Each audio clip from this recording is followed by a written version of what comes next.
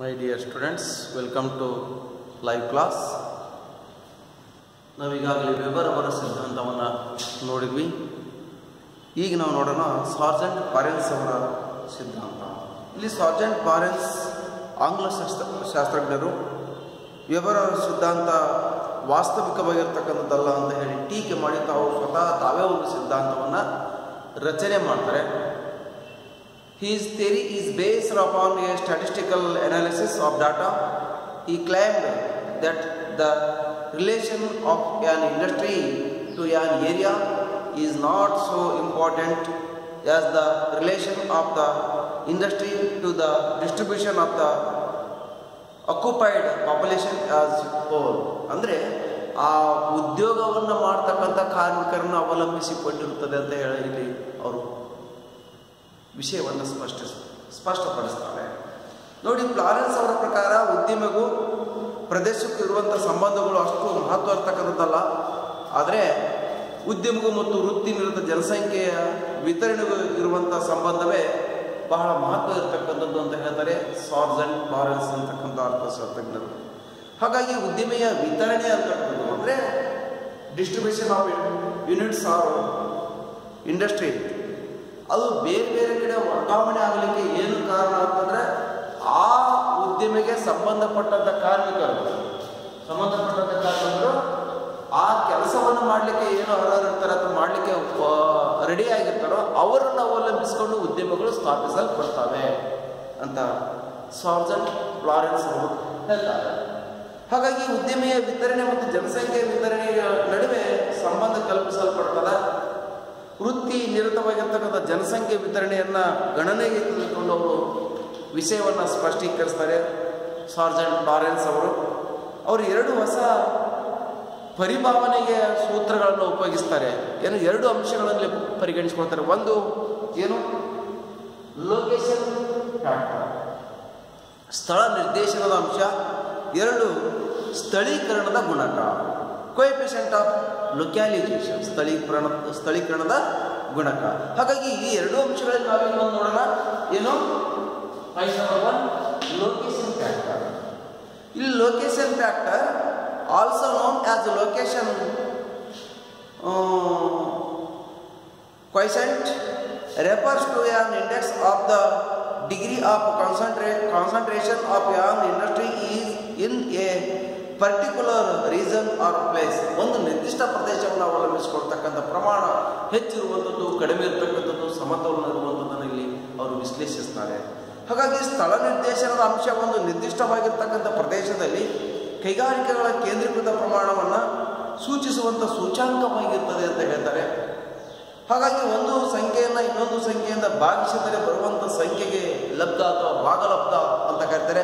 ಹಾಗಾಗಿ ಭಾಗಲಬ್ಧದ ಮೂಲಕ ವಿಶ್ಲೇಷಣೆ ಹೇಳಲಿಕ್ಕೆ ಪ್ರಯತ್ನವನ್ನು ಮಾಡ್ತಾರೆ ಸಾರ್ಜೆಂಟ್ ಫ್ಲಾರೆನ್ಸ್ ಅಂತಕ್ಕಂಥದ್ದು.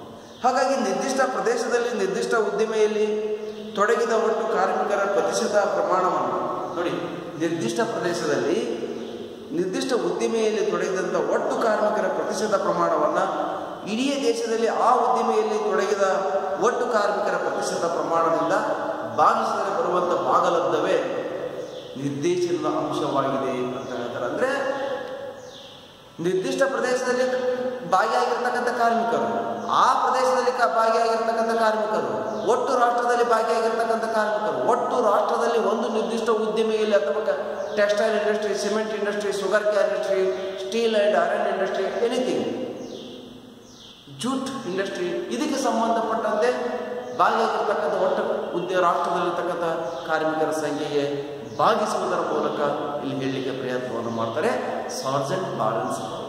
ಹಾಗಾಗಿ ಇಲ್ಲಿ ಪ್ರದೇಶಗಳೆಂದರೆ ದೇಶದ ರಾಜಕೀಯ ಭಾಗಗಳು, ಅಂದರೆ ಬೇರೆ ಬೇರೆ ರಾಜ್ಯಗಳು.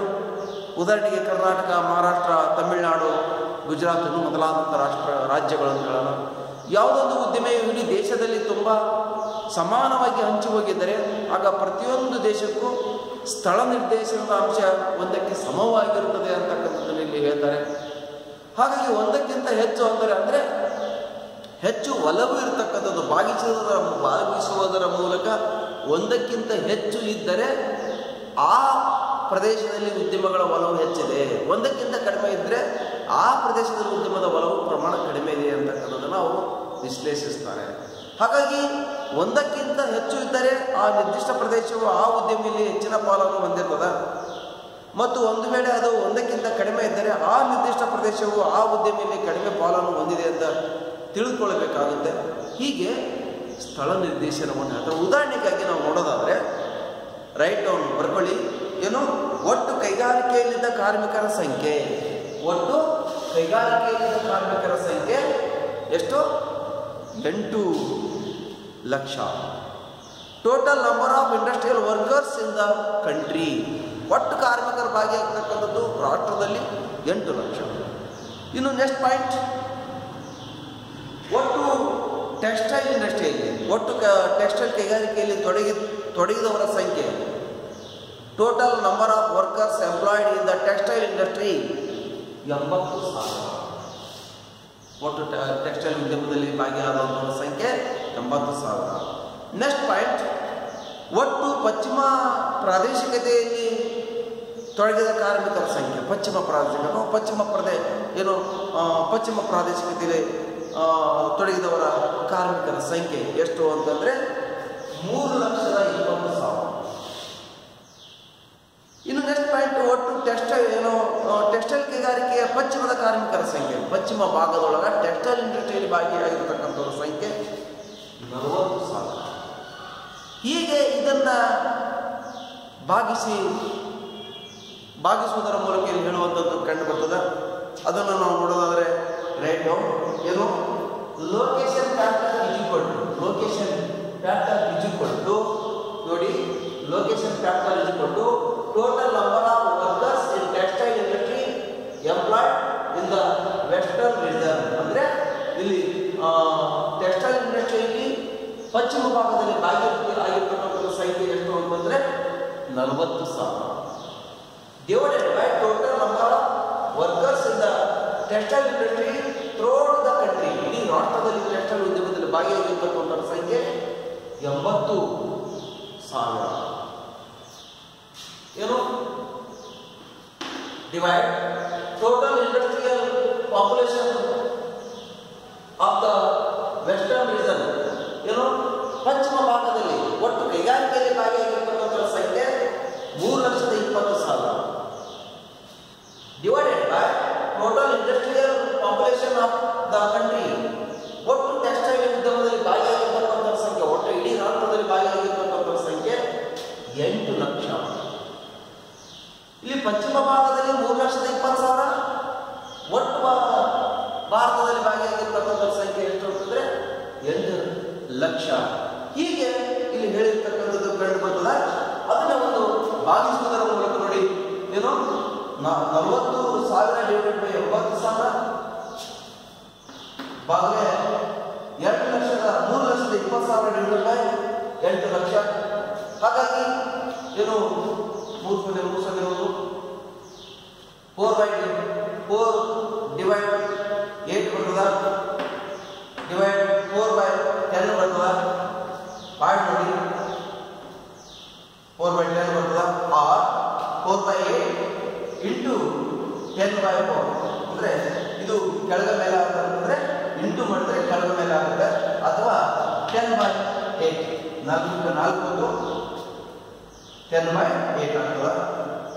ಏನು 10/8 is equal to 5/4 is equal to 1.25 ಬರ್ತದೆ. ಅಂದರೆ ಪಶ್ಚಿಮ ಭಾಗದಲ್ಲಿ ಟೆಕ್ಸ್ಟೈಲ್ ಉದ್ಯಮದ ಒಲವು ಅಧಿಕ ಪ್ರಮಾಣದಲ್ಲಿದೆ ಅಂತ ಅರ್ಥ ಆಗುತ್ತೆ. ಅಂದರೆ 1.25 ಇದೆ. ಅಂದರೆ ಒಲವಿನ ಪ್ರಮಾಣ ಹೆಚ್ಚಿನ ಪ್ರಮಾಣದಲ್ಲಿದೆ ಅಂತ ಅರ್ಥ ಆಗ್ತದೆ.